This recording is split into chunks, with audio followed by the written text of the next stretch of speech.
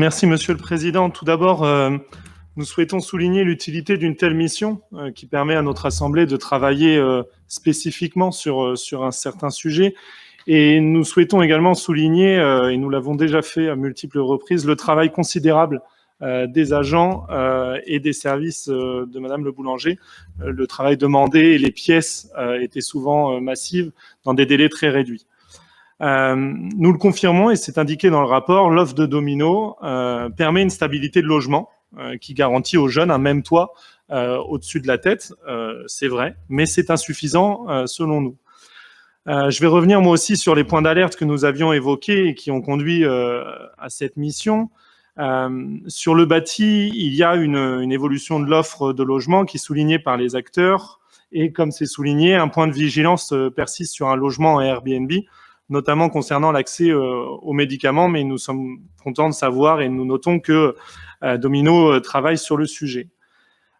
Sur le manque de professionnels et de formation des personnes recrutées, le rapport et les documents présentés le confirment. 54% des personnes intérimaires sont diplômées, 46% des personnes non diplômées sur le volet intervenant socio-éducatif, avec des personnes qui exercent des postes d'aide éducateur, avec des seuls diplômes d'étudiants en décoration ou en management.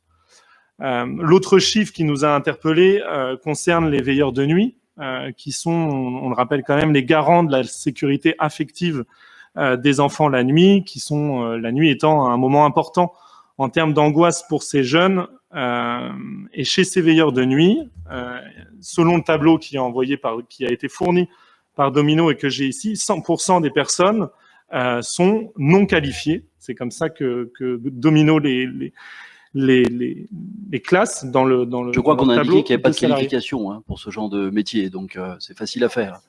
Et essayez peut-être... Enfin, allez-y, je vous laisse. Oui, merci. C'est le tableau présenté et envoyé par Domino. Pardon, mais on vous a répondu qu'il n'y a pas de qualification, donc c'est normal qu'elle ne soit pas qualifiée. Et il y a des formations qu'ils n'ont pas tous suivies. C'est pas ce qui nous a été présenté. Bah écoutez, c'est pas présent dans le rapport. Excusez-moi, j'ai tort, je cesse mes interventions et je vous laisse poursuivre. Mais essayez de ne pas refaire une deuxième fois. Mais sur cette question RH, justement, on voit qu'il y a des éléments qui vont vers l'avant. Domino tend, mais il va falloir qu'il nous le prouve. Et cette question nous interroge d'ailleurs. Domino souhaite envoyer des personnes en formation d'ici en 2023. Ils ont même pu nommer le centre de formation. Est-ce qu'il faut entendre du coup que le département de la Mayenne sera toujours conventionné en 2023 avec Domino si ce groupe-là souhaite envoyer des personnes en formation? Donc sur la question RH, il nous faut être plus exigeants, plus vigilants afin que des débordements ne se reproduisent pas. Sur les conditions d'accompagnement, oui, les jeunes ont en permanence un adulte à leur côté. Selon nous, c'est pas suffisant pour garantir la prise en compte des problématiques, ça a été dit par Madame Galloyer dans le rapport. Et c'est le rapport le souligne également, même s'il a été noté que c'était pas ce qu'on venait évaluer, c'est quand même en substance ce qui est évalué. Le système intérimaire ne garantit pas la stabilité éducative des professionnels, dont certains sont en contrat pour quelques semaines ou quelques mois. Ce même système intérimaire, très concrètement, et nous l'avons expérimenté, nous l'avons vu sur le terrain, laisse des postes à pourvoir le mardi pour la fin de semaine et le week-end, puisque les postes sur les tableaux de répartition étaient qualifiés comme étant à pourvoir. Donc ce système intérimaire est par essence même construit, mais ça on ne peut pas le reprocher, c'est des faits. Le système intérimaire est construit sur la non-inscription durable dans une structure, dont la conséquence sur le terrain est le turnover. Donc en ce qui concerne les établissements de Domino, la présence des intérimaires dans les structures, et ça a été présenté rapidement, est répartie ainsi.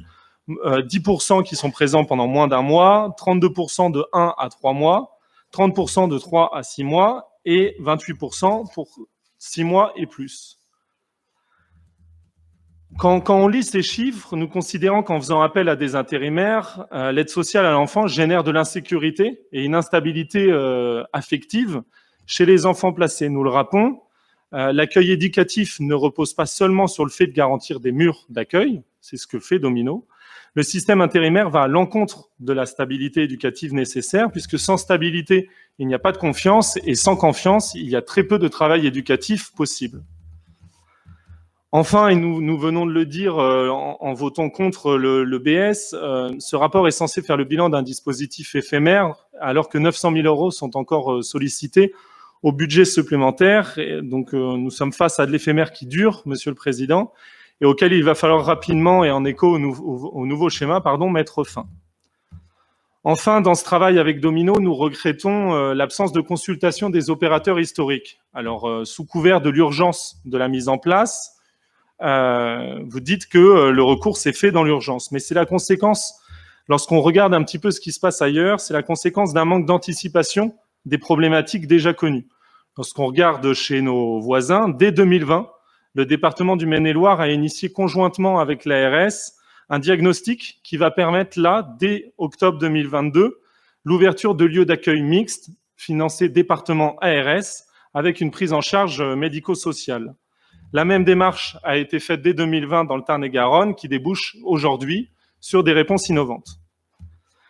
Donc, face à l'augmentation des demandes de placement, il nous semble que la Mayenne n'a pas été au rendez-vous. Et en urgence, vous avez fait le choix de privatiser l'action sociale. Cette privatisation, nous ne pensons pas que c'est un fait sociétal, mais nous pensons que c'est un choix. Vous vous targuez, Monsieur le Président, avec votre majorité, d'être le premier département bas carbone ou le premier département rural 100% fibre. La Mayenne, et c'est un fait désormais partie des premiers départements qui privatisent la protection de l'enfance. À l'heure des problématiques soulevées dans les EHPAD privés, nous regrettons cette marchandisation du travail social et serons vigilants à la mise en place des appels à projets à venir dans le cadre du nouveau schéma. Je vous remercie.